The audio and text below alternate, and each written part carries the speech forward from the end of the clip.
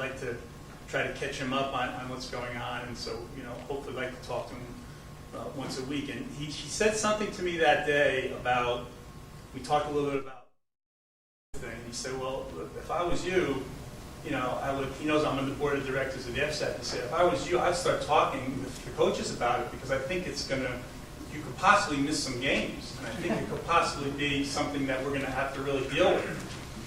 So the next week is the week of March 1st, and we happen to have an athletic directors meeting. So I went to the meeting, and in the course of the meeting, I said, look, guys, I was talking to our superintendent last week, and he said, there's just a possibility that, we should probably start talking about what we're going to do if we have to miss games, or if we're going to have some time, we're going to have some time away from competition.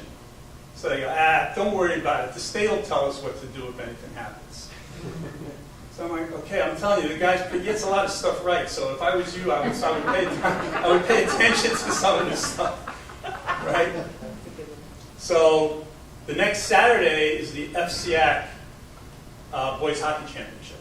And we're at Greenwich, and Greenwich is, Canaan's playing Darien, and they've beaten us 9-0 during the season. We win the game. There's a gazillion people there, packed.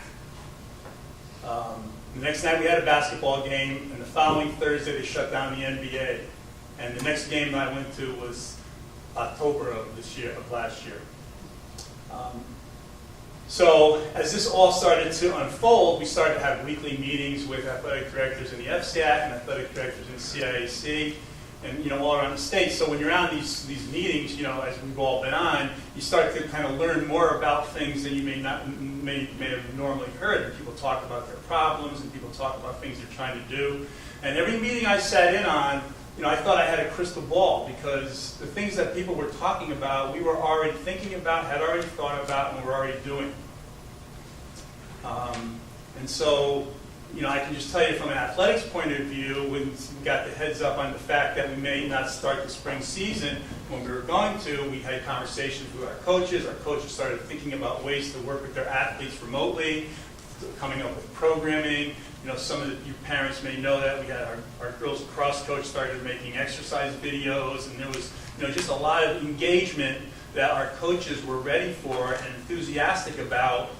Right when COVID started in the spring, that we ended up missing, that I think was really very good for kids. So before I go any further, what I'd like to say to all of you, both administrators and board members, that you have provided a culture where people feel valued and appreciated. And when things like this happen, and people have that feeling about where they work and what they're doing and the work that they're doing, they're capable of doing great things. And what this district was able to accomplish is a result of having good people, having intrinsic motivation, doing the best things for kids, but also knowing that the people that are making the decisions feel like I'm important and I'm highly valued. So when I close that door, when I'm alone out there on the field with my players, I want to do well not only for them and for me, but I want people to think I'm doing a good job and to appreciate the work that I do. So I have to say, I know people have said this time and time again.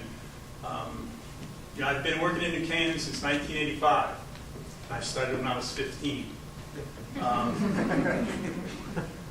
So I have a long view of the school district, and I have a long view of the culture here. And I think this is probably, as many things, I was involved with implementation of HIV and AIDS education, and that wasn't easy, and there's a lot of things that went on, but this was really a feather in New Canaan's cap. And so, I think people have said this to you before, but I'd just like to know that, you have done a spectacular job in the most difficult situation.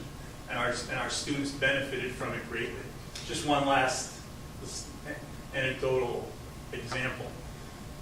I'll mention who it was too, because I was just with him at the soccer senior night. It was Boyd Harden, and he came up to me before the season started this year.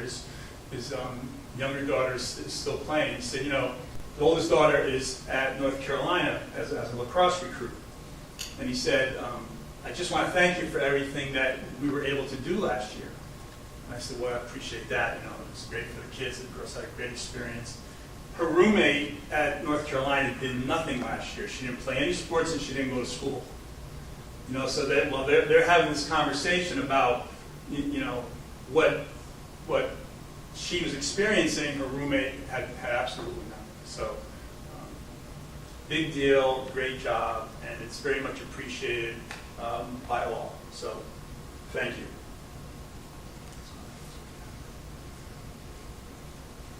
I like to show this because I'm really proud of it, and I think we all, as a community, are.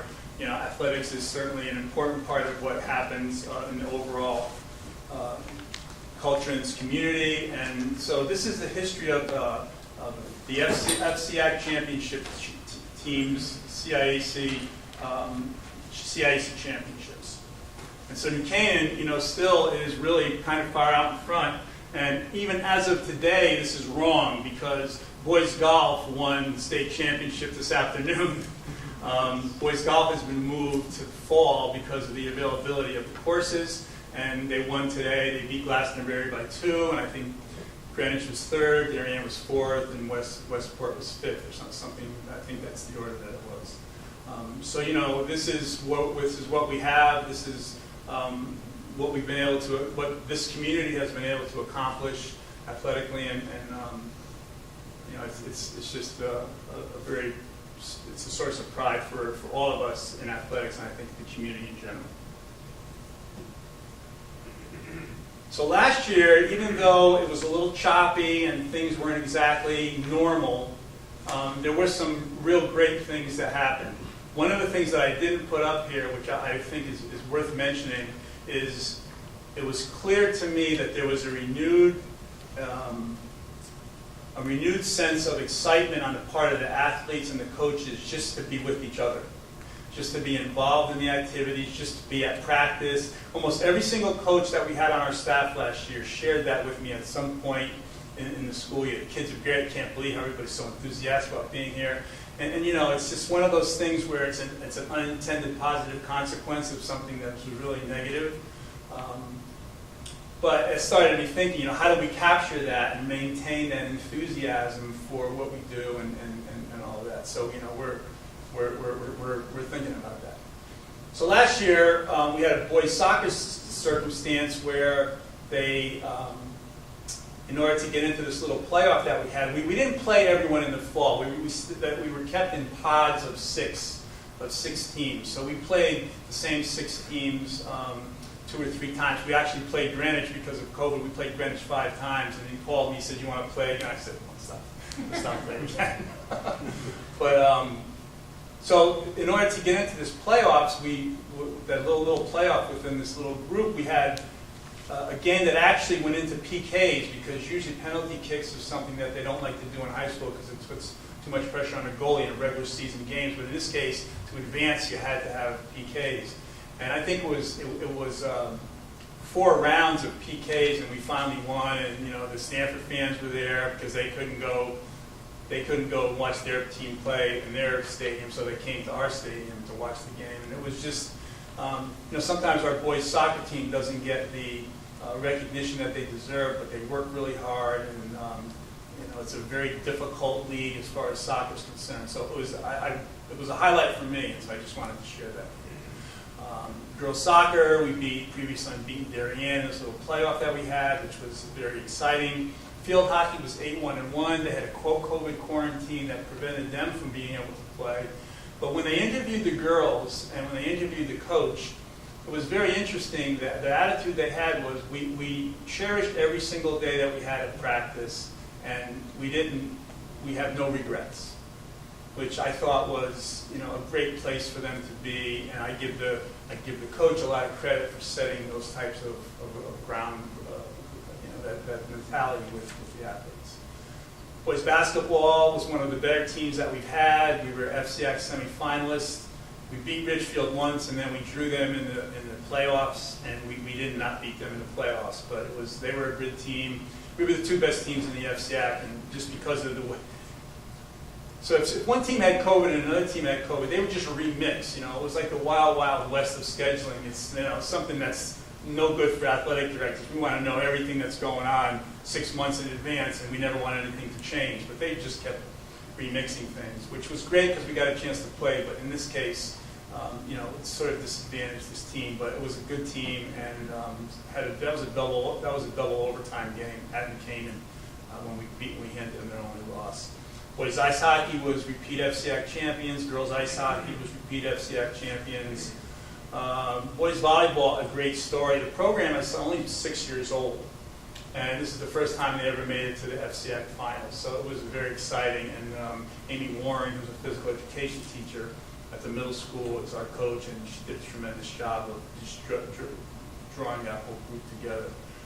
Girls golf was 13-0, FCIAC champions, and they were invited to play at Pinehurst in a national golf tournament after the season. So that's quite an accomplishment. Boys golf, again, last year they're 2 times FCIAC champions in 6 months, which nobody will ever be able to do that again. And girls lacrosse was 20-1. They first time they're FCIAC champions since 1993 because our cousins down the street, we seem to have these battles with them. But we beat them twice last year.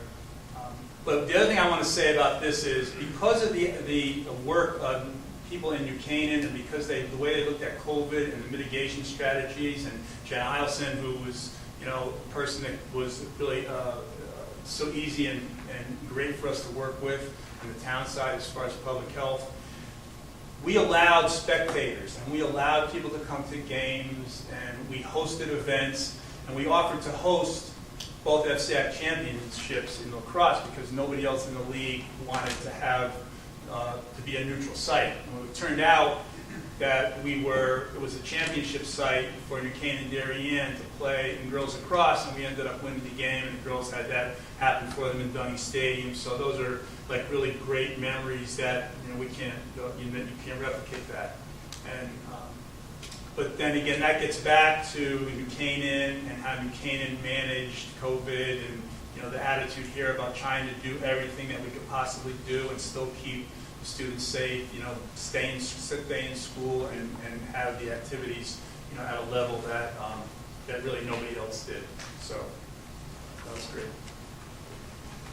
I thought it'd be interesting just to look at participation now. I compared 2019 because we didn't play all the sports in 2020. So we have almost a higher. Well, before I actually say this, what our coaches do with respect to the numbers of athletes that they keep on any roster is they keep as many athletes as they can coach and can find meaningful competitive opportunities for. So our rosters are usually larger than most schools in the league. And so we already had large rosters. And so this year, our participation numbers in almost every sport are up. So once again, we are doing the best we can to accommodate as many athletes as possible. And look at girls cross country. We almost have 23 or 25 more girls involved there. One thing that I'm happy about here is cheerleading. We've been up and down. We have 17 girls this year. They're doing a tremendous job. They've been out at the football games. They practice 3 times a week, and we hope that we're going to get that program back. It's another opportunity, for kids to participate. So, in total, in 2019 we had 510 athletes, and there's 559 athletes participating in the fall this year. So we're up from a number that's already quite high. But let's go back one. So in the fall of 2020, just to look on the percentages, we were at 40. That's 40% participation. This year we're 45%. In 2021, which was last year, our participation rate of unique athletes was one athlete, participating is 66%. That's 66% of the student enrollment in the school. Generally, that number is at about 70, and the way we're running this year, that number will still be, if you project that out, that number, we just looked at the fall numbers, but that number is going to go back up to around 70. So we were a little bit down last year. 66% still is a really high number of percent student population participating in athletics. And we're on track to be back at around 70%, which is where we have traditionally been as far as our participation numbers are concerned. Okay. So we have 112 coaching positions. We have 112, not individual coaches, but 112 coaching positions. 45 of those positions are filled with certified teachers. So, percent of coaches who are certified teachers are 40%. That's really an important number for everybody to remember. The more teachers that we can involve in athletics, the better the quality of the program is going to be. They're professional. People that are professional educators, understand how to work with kids, understand teaching and learning, are very effective as coaches. Content knowledge is secondary with respect to being able to be an effective coach. And so all the things that we can do to support teachers who want to coach is really such value added for the young people in our programs. So I think that's always important to keep that in mind. So something that's unique in New Canaan, we have what we call the All-Sport Booster Club. So we really don't have individual booster clubs for each sport. We have a group of really dedicated volunteers who are interested in making the programs, enriching the athletic programs for all athletes. And the reason this is good is because sports like football and lacrosse that have large enrollments and are maybe the more popular sports in a community, they would be able to have great resources, and maybe some of the other sports wouldn't have be able to have the same level of resources as far as finances are concerned. So this is something my predecessor, many of you have heard me say this before, my predecessor Vinay Avino put in 1981. He said, the one thing he said to me when 16 years ago when I became the athletic director, he said, you have to keep this going. And it was great advice because it's, number one, it's a way for us to ensure equity across our programs. And the work that the Booster Club has done, which I'm going to share with you in a minute, has really been exemplary. So some of their goals are to lower the coach-to-athlete ratio, to provide and pay for CPR and first aid certification, which is necessary for all of our coaches, to support technology. And what's growing out of their support of technology is a partnership with NCTV, which I'm going to talk about a little bit more as I go along. And then they also administer a summer camp program, and I have some numbers on that, which I think you'll find interesting. So the enrichment this year, and this is just for the calendar year because this is the data that I have. So last winter, the Booster Club donated $35,000 towards additional coaches. In the spring was $43,000, and this fall it will be $47,000. So in the calendar year, the Booster Club is going to donate $125,000 towards enriching coaches, meaning lowering the athlete-coach ratio, which in my mind, and I think in everyone's mind, is the best way to enrich athletics program. There's more adults for kids to connect in a meaningful way with. It's the same concept as keeping a low ratio of teachers to students in the classroom. So we have, again, 125 coaching positions. The Board of Education, the public-funded programs are 74. Public-funded positions are 74. Booster-paid coaches are 38. That's 34% of the coaching staff. And again, the contribution is $125,000. The one, I will mention this as I'm going through this information, I won't say it's a negative, but the one thing to keep in mind about this is it's hard for anybody to know, coaches and the people that are receiving the instruction, that this circumstance exists, that there's this public-private partnership with respect to the numbers of coaches. So, I will do my best to continue to, and we have great enthusiasm on the Booster Club at this point, but as we go out forward, you could, let's put it this way, if you had to go back to having 74 coaches, people would be looking around and saying, where is everybody? You know, it's not, and they're not in excess. You know, I will say, I will admit to doing one thing that may be in excess. I hired an assistant cheerleading coach who was one of our former cheerleaders because I think she has history of our program and I think she can help the head coach that we hired understand how we can best get our cheerleading program back where we want it to be. So that may be in excess, but I will admit to doing that. So ways that the Booster Club helps us as far as our program is concerned. All coaches must have current CPR first aid certification. It's basically every 2 years they have to be recertified, and it has to be the hands-on course. So we have our physical education staff is certified as instructors because it's part of the health education curriculum that they're delivering. You know, our goal is to have the students be able to get certified as part of health education. So one of our physical education teachers, Kim Palmer, provided us the programming in the fall for the CPR and first aid. She did a tremendous job with it, and we're going to repeat that for the winter, and we'll repeat that for the spring. But it's coaching certification, which I'll talk about, you know, a little bit later. All coaches have to be certified by the State Department of Education, and there's a lot to it. And we're paying them about $1.25 an hour. And those of them that aren't teachers that are coming from the outside, you have to find somebody that's available at 2:30 in the afternoon to work for, you know, maybe they take home $3,000 for 3 months, and they have to jump through a lot of hoops to get there. So it's a lot, but this really helps. So in the beginning of the year last year, Roman Sobolski, who's the NCTV teacher here at the school, I'm sure you guys know Roman.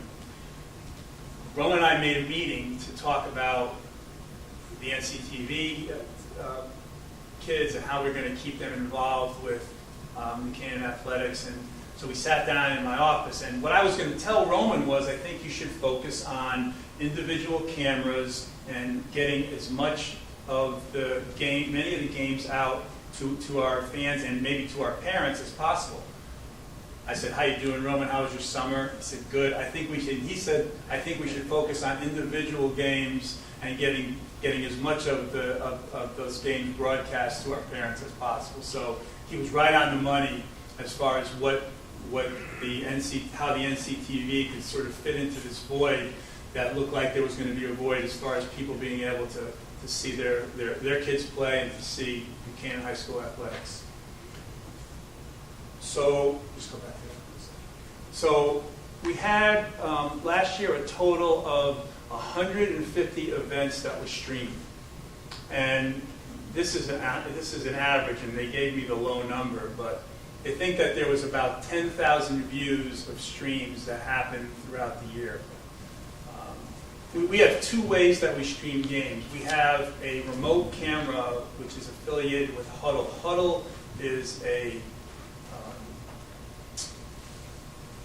it's a online service that started out as an analytics service for football. So you would send them your football video, they would break it down, you know, give you all the analytics that were required for football. Now they do it for all sports. And then, so the next logical thing they did was they got into having remote cameras that you put in your gym or you put on your field, and then they broadcast directly to the Huddle platform, but you can also broadcast to the general public. These are automated cameras, so you know they have algorithms that for each different sport, and the camera follows the action. So all we have to do is program when the game is taking place, and it will be free. It's free for people to watch on the NC Rams website. Now NCTV, on the other hand, they have taken this to another level because they send multiple cameras to the games and they have broadcasters, and it's really gotten to be something that's very special, I think, as far as New Canaan High School is concerned. I will say that one of the things that we decided a couple of years ago, along with the Booster Club, is that we would compensate the students for the work that they did. So we pay them $50 for the games that they cover. The Booster Club is a 501c3. We issue them 1099s, just like we would if they worked at our camps. And I think what that's done, well, I think there's a couple of things. It's shown that they're important. it's symbolically shown that they're important. What they're doing is really important, and we value it to a high degree.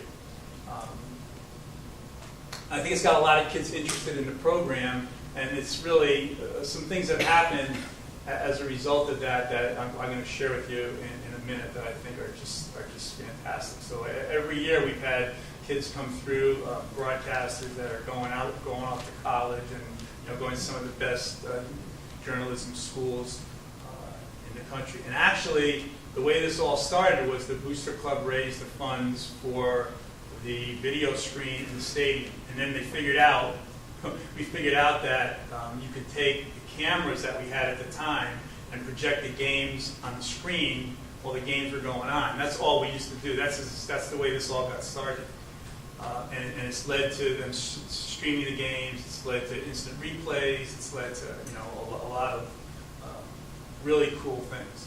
And I just want to say one other thing about NCTV and the work that they do. The Darien Athletic Foundation has someone that they pay a six-figure salary to broadcast their games. And he is an adult. He's a nice guy, does a really good job, and he runs their everything that they broadcast, he does. We have students that do it. Our program is student-centered. It's directed. They're given direction by an adult, but all the students do it. I was going home. I went out to the stadium to open the press box up before, and the girl who was broadcasting the game tonight came running full speed. It looked like it was going to rain because she had left the camera out, and she put the camera away. They're very, very dedicated, great kids. So something else that the Booster Club does, which allows our coaches to make some money and allows the Booster Club to create revenue so they can do all these things. And I do think it provides a great service to the community. So these are three camps that we ran last summer. We had strength conditioning programming, which we had 151 student athletes participate in. We had youth camps in basketball, all sport, and tennis. This all-sport camp that Ben Young runs, people will, there's long waiting lines to get in. It's he's done a tremendous job. I think it's an interesting idea, right? So it's basically fun games. It's not skill development. It's not let's work on my lacrosse skills. Let's work on my soccer skills. Let's work on my It's basically let's just have fun. And he hires counselors through the relationships that he builds with them as middle school students when they get to high school. And he's got a waiting list of kids that want to work at that camp, and it's really a very special thing. I mean, we had 1,000 kids participate in basketball or sport and tennis, and I'll bet you 900 of those kids were participating in Ben Young's all sports camp. So I think it's a great thing for the Canaan community. I know that it is. And then we have preseason camps that we run for our high school athletes prior to the season. So last year, 1,562 total campers participated in this programming offered by the Booster Club. Okay, so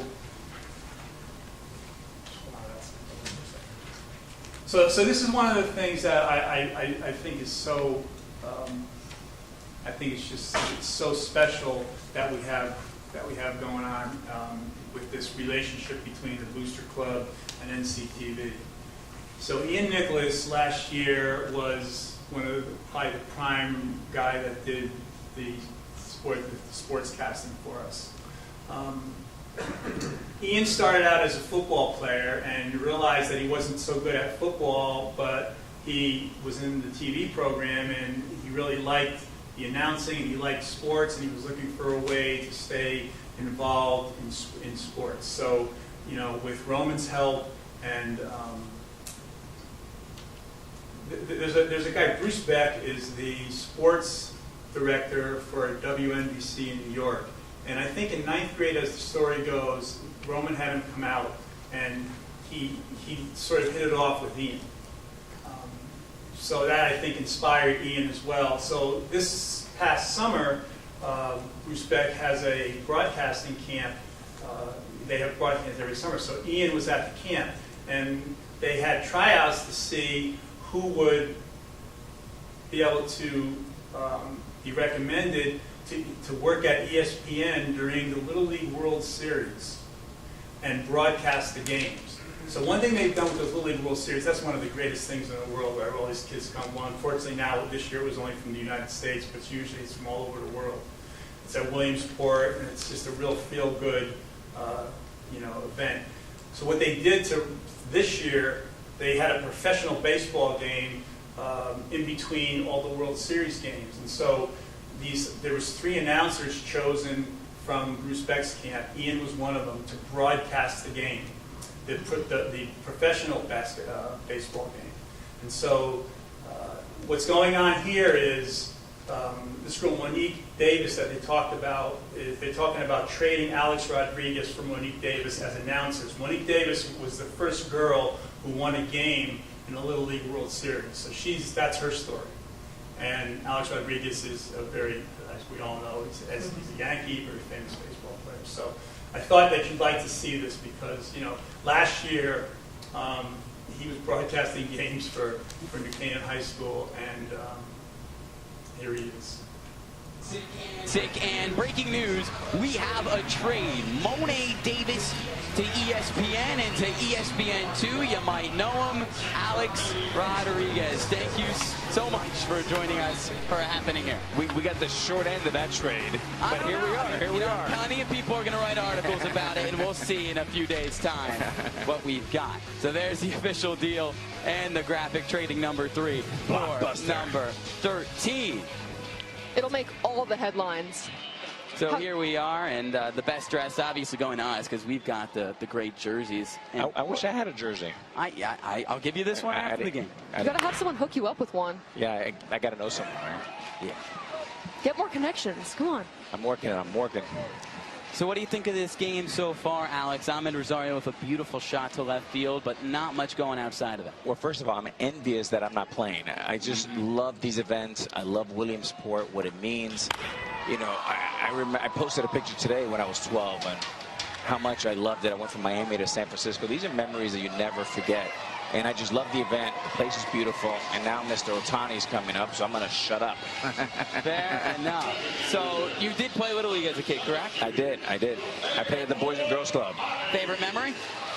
I think just that. I mean, I come from very, very humble beginnings, and I didn't have a lot of money. My mom worked 2 jobs, and because of baseball, I got to fly cross-country from Miami to San Francisco, from Miami to Austin, Texas, and I was able to represent Miami and the U.S. as a little kid because of baseball. And here is Mr. Shohei Ohtani now. In the pregame, you were describing Ohtani. It's so interesting how to describe him. But you said he was a mix of 3 certain players. Tell us a little bit about that comparison that you made and what he brings to the table for this ball club. He's almost impossible to compare to one player. Obviously, what he's doing, we haven't seen in over a century, if ever. And the 3 players that I compared him, imagine if he had the power of a Bryce Harper, if you have the pitchability of a Max Scherzer, and then you had the running speed of a Trey Turner. And luckily for us, we get to see all that package into this one 6'4", 210-pound Japanese charismatic package.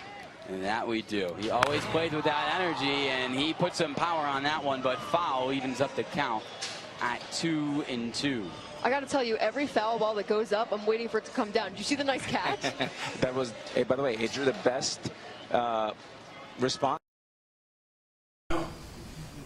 There it is, right? I mean, he's in ninth grade football, and he's not doing. He finds something else because of this program that exists, and there he is. So it's. I think it's a tremendous story. I think he's a patient, hardworking young man, and I think I'm really excited for him. But he's not the only one. There's kids every year that this has been happening for. So this is a program here that's really gotten to be special. And this public-private partnership that I described to you, I think is. I'm not sure that it would happen without that. I'm not sure if the resources would be available. I'm not sure if all the pieces would be in place for it quite to happen the way that it did. So this is my last slide. It's just some things to think about going forward, and you know, some of this is not going to be quite as positive as I think everything else that we've just talked about, but I have to say that in general, as you know, transportation and bus drivers are a real challenge around the country. You know, the state of Massachusetts is talking about getting the National Guard certified. I don't know. According to Roy, it's impossible to get certified as a bus driver, so good luck to them. But we have been we had a game this year that a sub-varsity game that we could not reschedule because we could not get transportation. And someone called me today about having to move a girls' volleyball game from Saturday. It was late in the day to early in the day because the officials were not available later in the day. They couldn't get there. Before I could do anything, even though the officials were not available, before I could do anything, I had to make sure that I could secure transportation. And we're using Batco and we're using Elite from Norwalk to support our transportation now. So every time we do that, every time we change anything, the first question is, can we get a bus? And the second question is, can we find officials? Now, a lot of officials do a great job, but the truth of the matter is, they're mostly like older people. And you don't see very many young officials. And I'm telling you, it's going to be a crisis for high school athletics. Lack of officials and the challenge of transportation, you put these things together, it's going to limit, it already is limiting programming. You know, I told you I'm involved with the leadership in the FCAC, and what I'm trying to do is, you know, get some kind of a task force going to see, you know, how we can better schedule and what things we can do on that side to make this easier. But, you know, if you go on Saturday, then, you know, you're taxing all your support people. So there's really it's a big problem, and I think it's a challenge for athletics going forward, along with finding coaches. And I mentioned earlier that identifying teachers and making sure that the teachers that want to coach can coach, and understanding that they're value added for the school district is really important.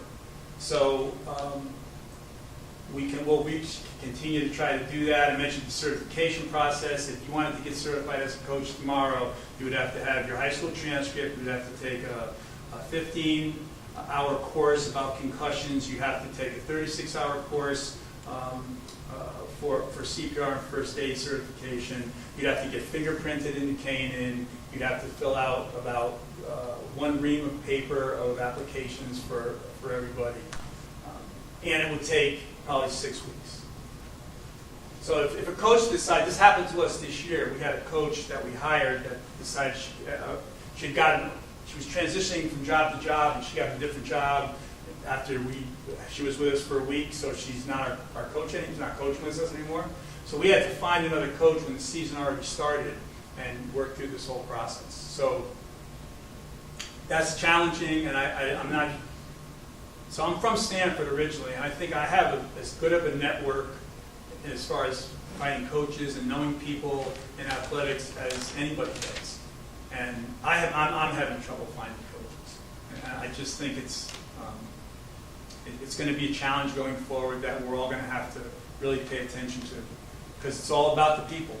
It's all about the people that are working with the kids.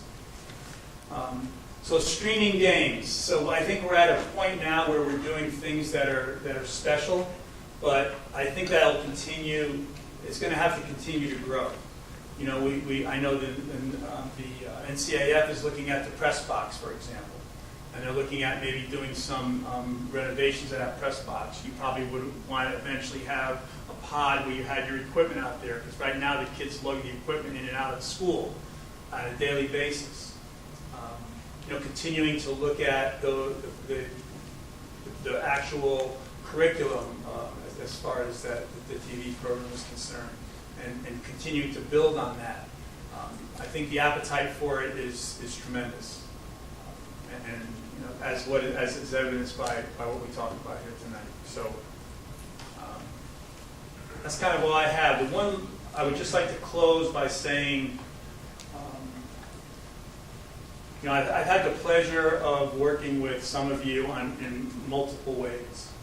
and as captains, parents, and as people that have worked in the community with athletics. And I just want to publicly thank Sherry West, Katrina Parkhill, Diana, and I know,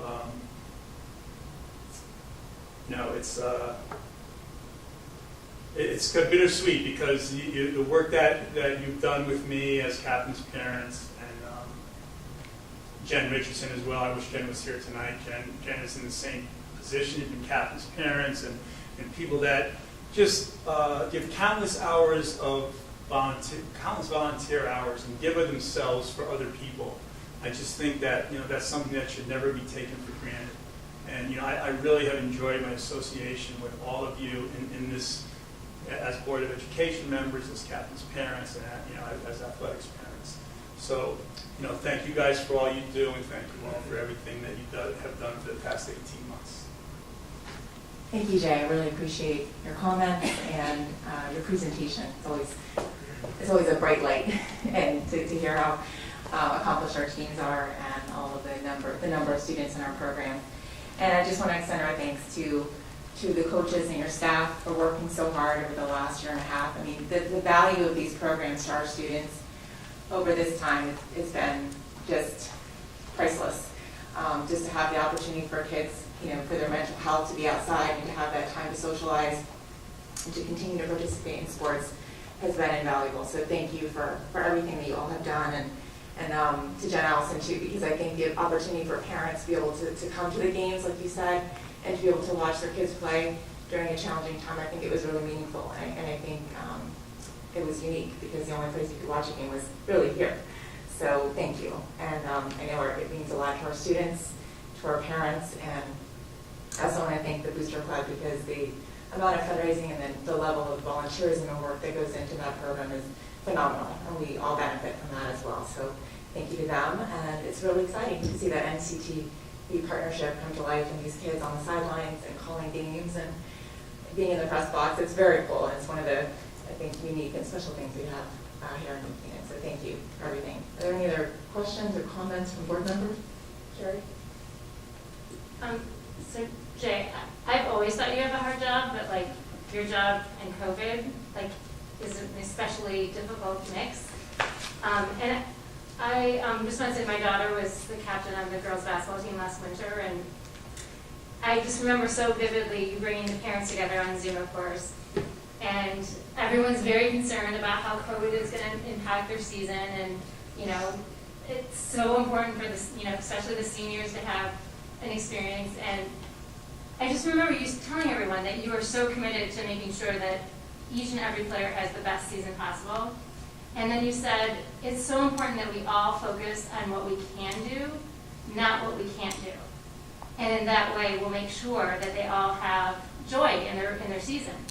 And it just was, you set the culture from parents, players, coaches, everyone, to focus on what we can do.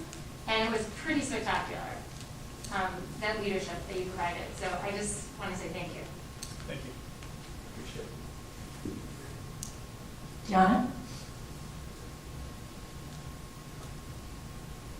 So it's been a long time since I've had kids in the district, but was always a huge fan of Jay's leadership. But wanted to talk to you, Jay, because you and I echo your desire for more certified teachers as coaches, and particularly in sort of this environment where we're seeing more anxiety and stress, and how athletics can be such a great way to reach kids that are dealing with issues. And so I didn't have a good sense. It's been a while since we've talked to you, and you mentioned that there's 40% of our coaches currently are certified teachers. Has that number gone up since the last time we talked to you? I'm guessing it's been over 2 years now. Or is that steady, or has it been going down? And if you could talk a little bit more about that. I think that number is pretty constant. We don't have any we don't have any new teachers who are coaching. We didn't last year and we didn't this year. So those numbers go back to 2019. Well, it's the last time I talked about this. We talked about this with the board. And so I think that number is still what it is. Okay. I have had a couple of young teachers, first-year teachers, not young teachers. Well, they're young too, but first-year teachers talk to me about some openings. So this is what I try to do. We identify what our openings are going to be, and I send a blanket email out to all the staff, certified and others, and then say, well, if there's any other sport in addition to the sports that we have openings for that you're interested in finding out about, please contact me. Because that enables us, if we have somebody that, we may not have a position right now, or we may be able to find a way to get some really tremendous human resource involved with kids, we can, through the resources that the Booster Club has for us, allows us to do that. But, the first-year teachers in New Canaan are really focused on being first-year teachers in New Canaan, and they're focused on their primary responsibility, which is their work in the classroom. So, on one occasion, a teacher told me she didn't think it was a good idea. On another occasion, I told her I didn't think it was a good idea, given the fact that the practices were going to be later at night, and she was an elementary teacher. So, that's kind of where we are. Are there any, ways to sort of reach retired teachers? Some teachers can retire relatively young, and is there a way to sort of reach that network that might be a way to sort of boost those numbers, but benefit from sort of the teacher mentality as a coach? So that's an interesting idea. I don't know what the database would be to do that. We advertise through there's a portal on CIAC for Jobs Wanted. There's a portal on FCAC website for Jobs Wanted. And as you know, because I've done it with you, we've gone through people whose kids are, for example, in the soccer community, and they have knowledge of people in that community. I don't know that you'll find teachers that way, though. You'll find, the other coaches that are content specialists, and then eventually they have to take. So I should mention this because this is a fair point. So if I'm one of those content specialists and not a teacher, I can teach for 1 year, and then the State Department of Education requires that you take a 36 credit hour course that does give background, educational psychology, school workings of schools, and school culture information to these folks that would never have any reason to have it or outside of school. So you need that for a standard 5-year coaching permit. So you need that course. So there is people are thinking about this and have thought about what you do if you can't fill all your jobs with teachers. I'm just greedy, and I would just as soon have the certified teacher if we can. And I think the district has done a good job of making people that we hire known about what the possibilities are, and never have done anything to prevent. None of our principals and nobody in New Canaan has done anything to make it difficult for teachers who wanted to coach. And I think that's really the message I'd like to send out. No matter what we do, what schedule we have going forward, that's always something that I think we need to be mindful of. Okay, and then just 2 other questions. One is, do you foresee more difficulty in keeping certified teachers at the high school who are currently coaches with a start schedule that's later?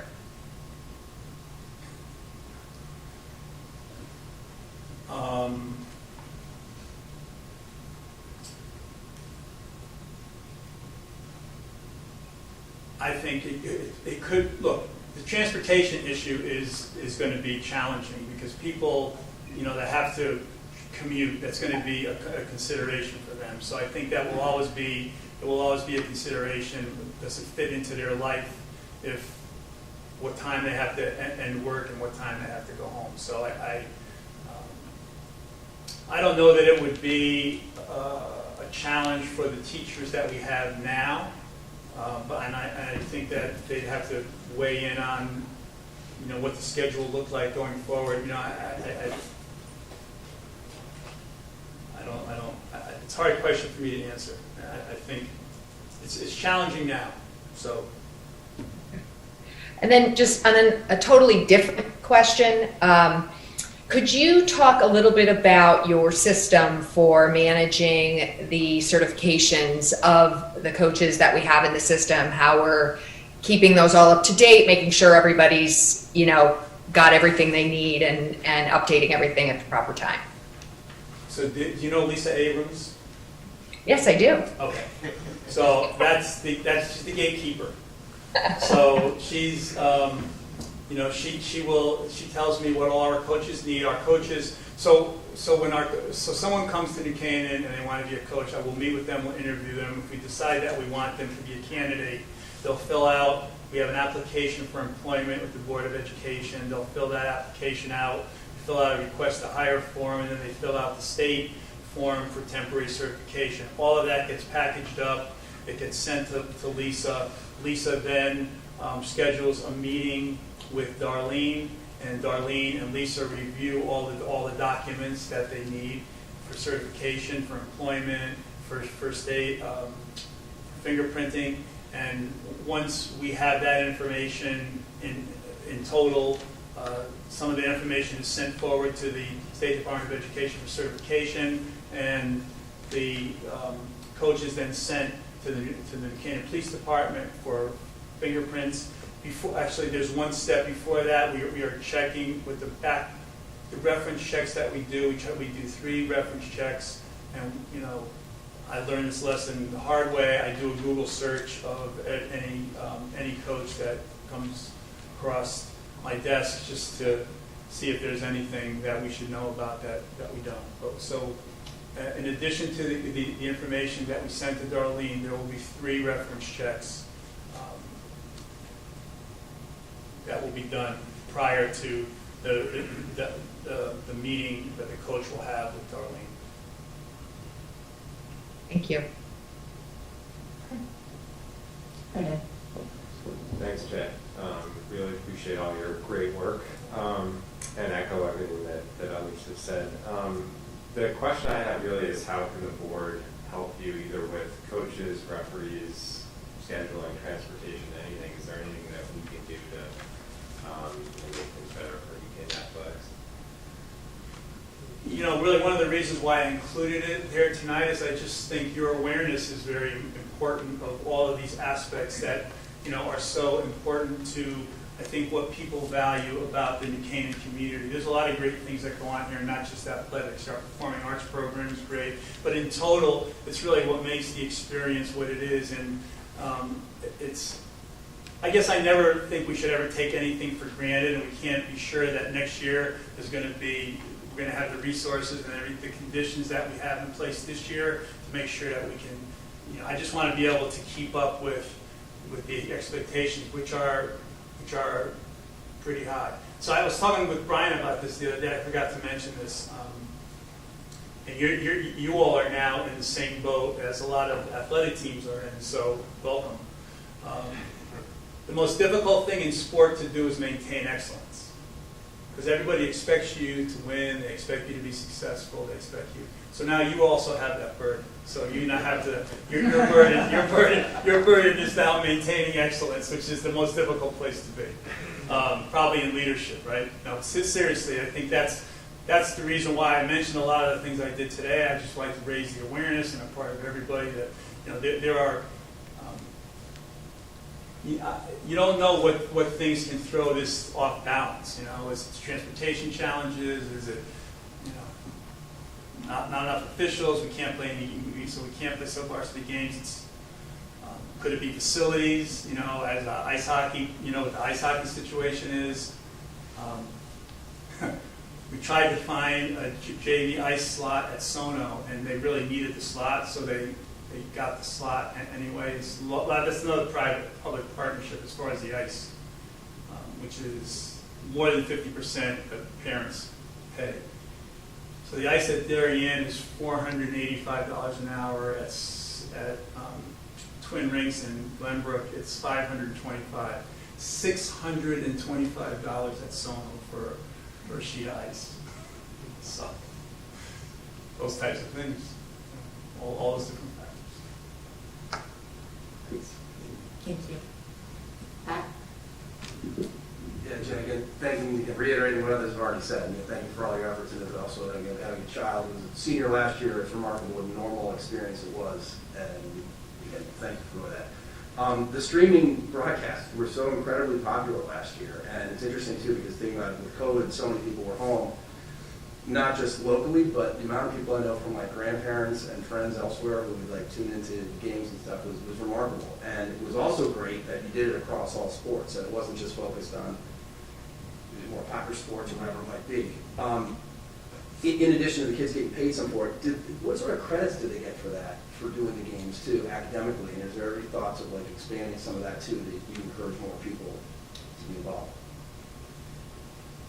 One of the progressions that happened in that program is, through Bill and Brian's work with Roman, is the awareness that things can happen outside the classroom.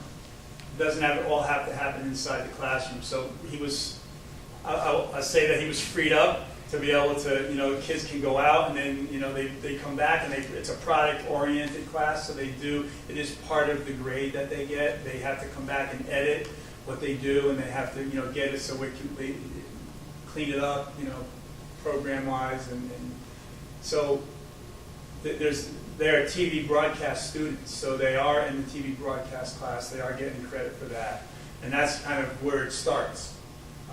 But they're not confined by the walls of the now double period or the block situation. Even before we were just in 42-minute periods, so don't worry about the 42-minute period. If they have to go do some other kind of work or they're not there, so that's been a progression that's gone along with, I think, the advancement of the program. That's great. Jay, again, thank you for everything you do. I mean, when you can draw a kid into athletics and they find a home there, it's just a tremendous experience for everybody. I was wondering on the participation numbers, does that include crew and squash and skiing? No. As well? So so it's actually even higher. It's higher than when that, we look at the number of students who are involved in some sort of sport, which is great. And then I just wanted to say, with respect to Brendan, we're not asking you to come to us asking for more money, but we are going into the budget season, and do think hard if there's something that the board can do to support or help with the program, or developing pipelines for you. We would love to know about it. Thank you. Appreciate that. I can just say something just very, very quickly. Jay, you talked about maintaining excellence, right? And I just want to highlight a couple of things I think are really important.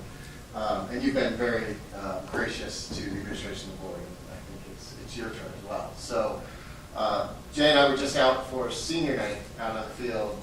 I was able to see 5 minutes of the game. Jay was out there organizing the elementary students who formed the lines, and the kids came running through and cheering. And it reminded me of knowing that Jay started his career over at West and his work started with elementary kids, right? And when he talks about 1985, it just reminded me, he introduced me to somebody just now out on the field who he taught as a student at West, coached as a student athlete here at the high school, and now her daughter is playing soccer for us out here on the field. And so when you talk about 1985, it's a number, but you start to think about the arc of the lives that you've been a part of. And it reminded me something, Jay, and I may not get this exactly right, but I believe over the last 75 years or so, there have been 3 athletic directors here in New Canaan. And I think it was Sikorsky, Vin Iovino, and Jay Egan. And when you talk about maintaining excellence, and you look at that first slide that you showed us, not only do we have the most varsity wins, those schools are significantly larger than us. They've got many more, just twice our size. The other schools have 1,000 more kids than some at Staples, other things, and yet through the years, and again, the arc of the lives that you've been a part of and the programs you've been a part of, is really, really moving.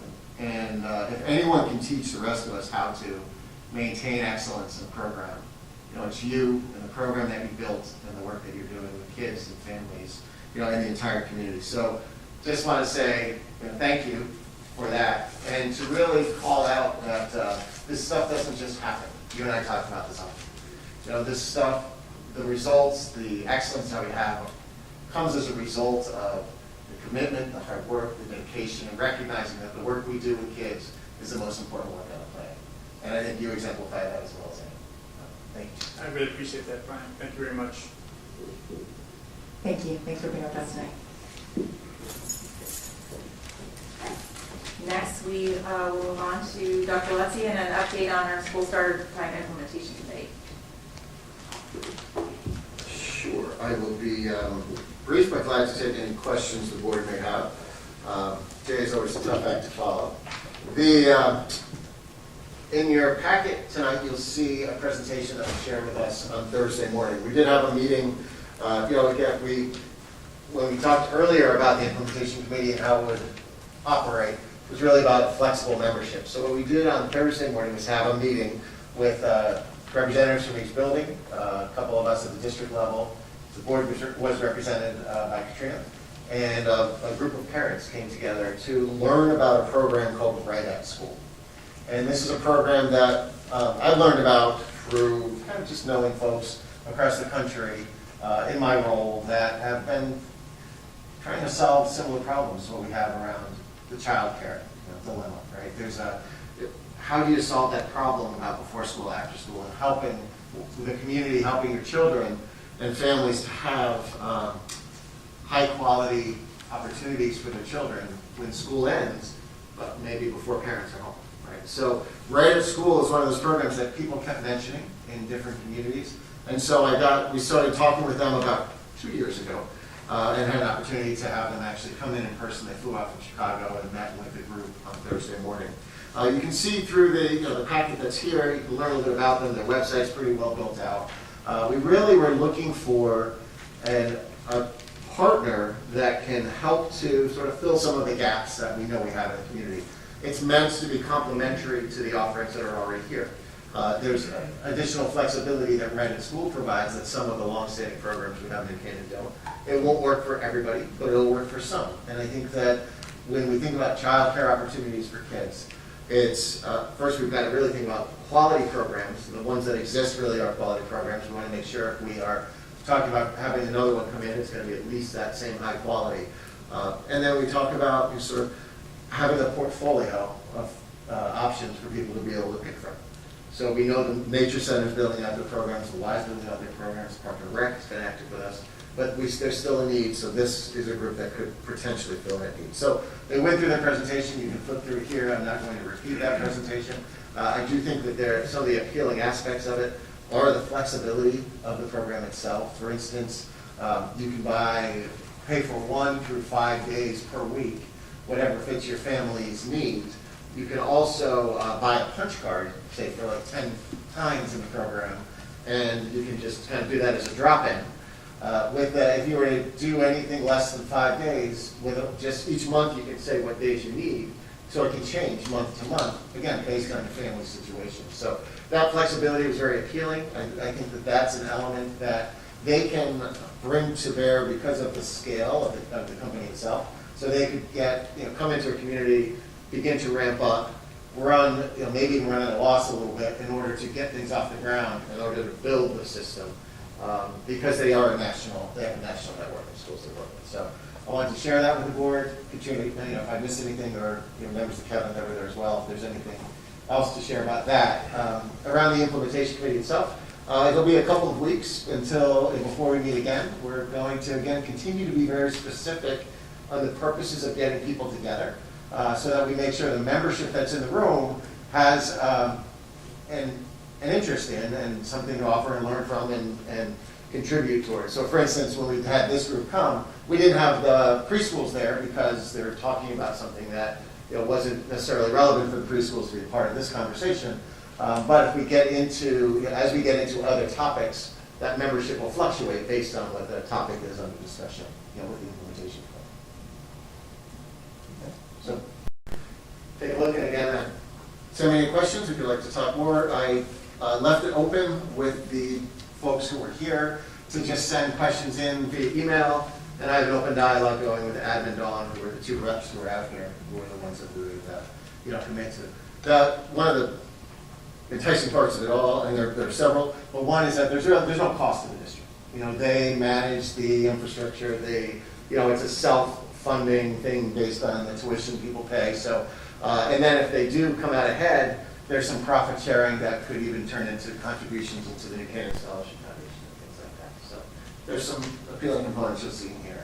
Glad to talk more about it. I think it was, for the parents who attended, they asked a lot of really good questions, so it was helpful to hear from working parents, what was on their minds and whether this, potentially could fit the needs, and the feedback seemed pretty positive. I was particularly impressed with the company's ability to sort of engage with the schools directly and be able to really think about what the kids' needs and how they're spending their time there. So whether it be homework support, leadership opportunities for the older kids to help mentor the younger kids. So there's a lot of interesting things that were shared that I think we can continue to think about and talk about. So. Yeah, just to build on that very briefly, one of the slides you'll see, there is a structure to the day, right? And they really compared themselves against programs that are sort of like roll out the ball and, it's sort of just holding tanks or babysitting. This is much more structured than that, where they start with a town meeting, they have a snack, and then they go into some fitness, moving, they do homework help, they go back into movement around, they go outside when they can. They do a curriculum choice where they're actually aligned to standards, the Connecticut core standards as our curriculum is.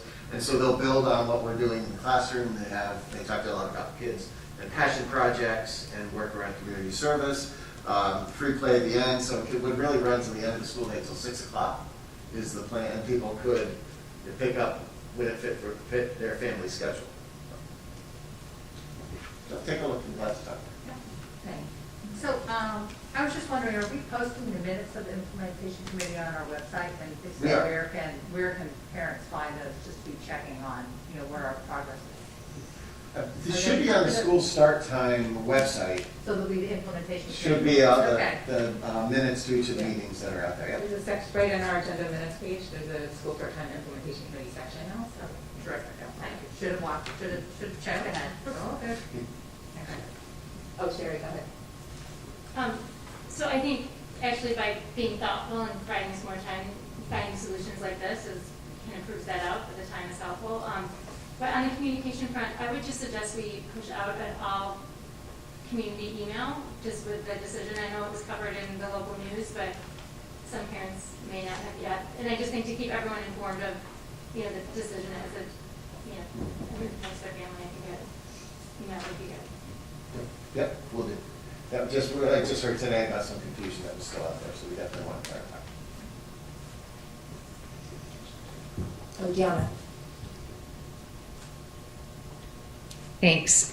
Just two questions on this group. So are there any local communities that use this company or anybody in the state, or just so we can kind of do some looking at who might have already implemented them in the area? So there's not really in the immediate area. They do have a program up in Hamden, Connecticut. They do some work out on Long Island. I actually was introduced to them through the superintendent of Winnetka out in Illinois, which is a K-8 district. Trish?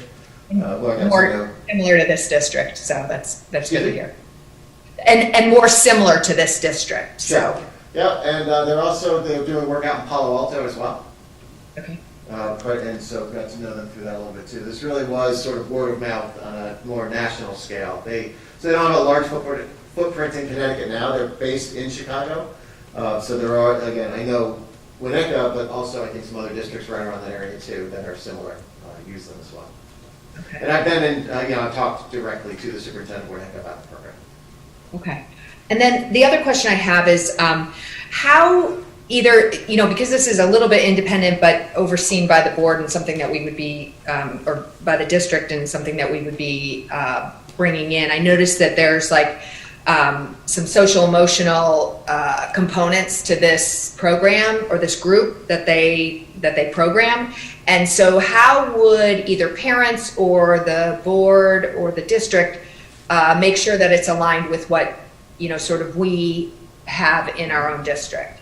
Yeah, actually, so they work with us around that. So as you'll see in the paperwork, there's actually rulers right in the list, and they're aligned to the Castle standards as well. So that's part of what the agreement and the partnership sort of builds on what we are currently doing. So they would not be bringing a new program or anything that we weren't already doing in school. They really see it as an opportunity to reinforce what the kids are doing during the day and give them more opportunities to sort of extend that learning. So it is meant to be, well, they do. They make sure it's very well aligned with what we're doing.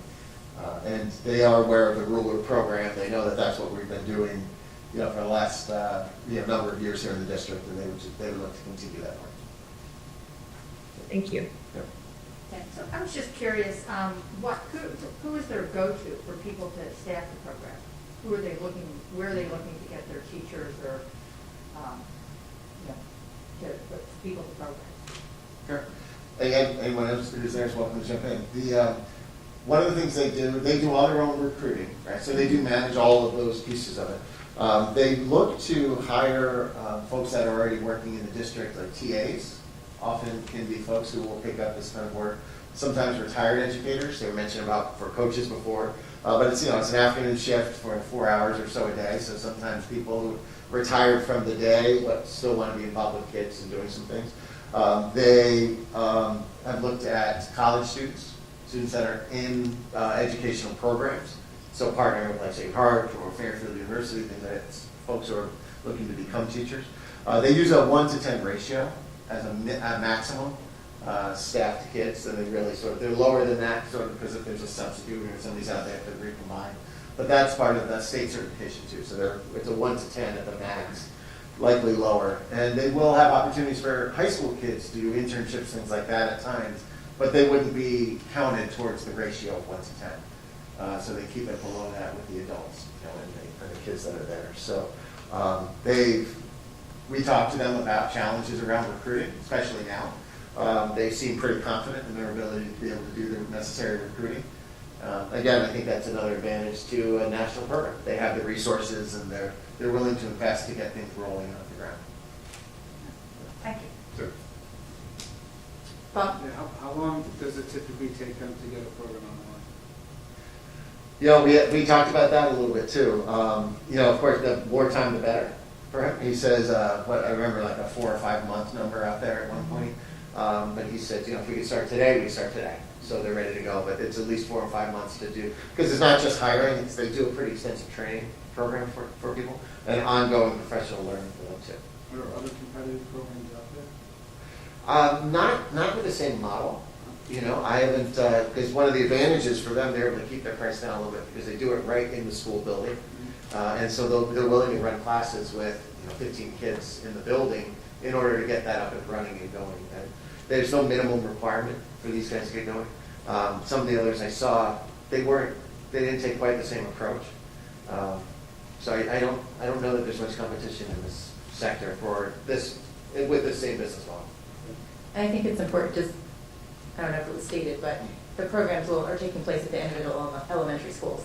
So East, and then Saks would have their own program. So it's nice. The kids don't really have to move at all. Which is, Right. yeah. Well, All right. Thank you. Thanks for that take. Let's talk more. All right. Yeah, we can email questions. Absolutely. Yeah. Take them over. Again, I'm no expert. I saw their presentation and talked to them, but I'll be glad to forward the questions on to them and get engaging. All right. Statement of accounts, Dr. Keating. Good evening. You have before you tonight the September statement of accounts, so that's activity for the first quarter of the year. Our original budget is $92,274,000. To date, we have expended $13,612,000, or 14.8% of our budget. Not terribly uncommon because we are not paying teachers during the summer. We've encumbered $63,125,000, and that does include our staffing encumbrances to date that we have. There are some hires that are in progress, so that they are not in this number. So the salary encumbrances will go up, but that represents 68.4% of our budget, leaving 16.8% of the budget unencumbered. As you know, we manage our budget through encumbrances, but there are items that are not encumberable, such as stipends, hourly employees, substitute teachers, and our utilities, to name a few. The area that we're really focused in this year with regards to management of the budget is the ISF fund, the Internal Services Fund for Health Benefits. We currently have spent $5.2 million in claims through the end of September, which represents 40% of the total budget, and we're 25% through the year. So we're going to continue to look at that closely. We do have some stop loss insurance. We expect to get in on some of those claims, which will reduce that percentage by some portion of the number. But we will be including, moving forward, an update on a monthly basis of the ISF fund, so that the board can have current information as to where we stand financially. And if we do need to alert the town officials, we will be able to do that promptly. I've also included in the report the code expenditures for the non-lapsing account, and the budget remaining in that account was $300,000, and we've spent approximately 50% of those funds, as expected. Happy to answer any questions. Question? Thank you, Dr. King. Next is our action item tonight to approve as a second meeting the 2022 Board of Education meeting dates. As you may recall, we reviewed this once before, so I think there's been a couple of updates. Dr. Wilson, do you want to just highlight those? We had some workshops. Yep, just very briefly, we added the workshop in May, and I just used the Mondays for the workshops, thinking that we, as a board, since our board meetings are on Monday, maybe that's the easiest or best way to do it for folks. And of course, if remove it, that's okay. It becomes a special meeting. So if the board decides this date doesn't work, we have to move it somewhere else, we can always do that. But just to hold those dates, so the Monday, May 23rd, September 26th, so Monday 26th. Of course, we have our budget workshop on December 12th. 22, we have that coming up this year. Then I did just add a line on the bottom, knowing that in November, after the election, there'll be new members of the board and others, and it's been quite some time since we've had board event orientation. So looking at using a couple of hours on a Saturday, if possible, and to have somebody come to just work with the board a little bit about roles, responsibilities, those things, and to talk a bit about some things that have been going on in the district. In a workshop type setting. So just asked to see about two possible dates, the 13th or the 20th, and talking to folks about availability on that day to come down and facilitate those sessions. So that would be this year, obviously. Questions, discussion? I'd like to say there was a workshop I came on the board and I found it really, really helpful. So I'm totally supportive of it. Okay, with that, we'll take a vote. All in favor? Okay, all hands up. Great, thank you all. Thank you. Okay, at this time, are there any comments from the public? All right, seeing none, we'll move on. Announcements and future business. Yep. Just to say, our next meeting will be November 1st. We'll have our enrollment report from Human Resources, which is both enrollment and staff utilization. The high school team's going to come to talk about the mastery-based graduation criteria, which we began talking about just pre-COVID. And thank you for some board members. And also just to share, after the paid presentation last week or last meeting, there was a question about, can we get the summary information, whatever. So we just had to send a work for everybody to have a copy. Sure. That's it. Great, thank you. Now at this time, may I have a motion to adjourn into executive session to review attorney-client privilege memorandum, providing legal advice concerning statutory appointment authority of the Board of Education. First, Sherry, second. Jen, all in favor? Okay, this time, we'll adjourn into executive session. Thank you.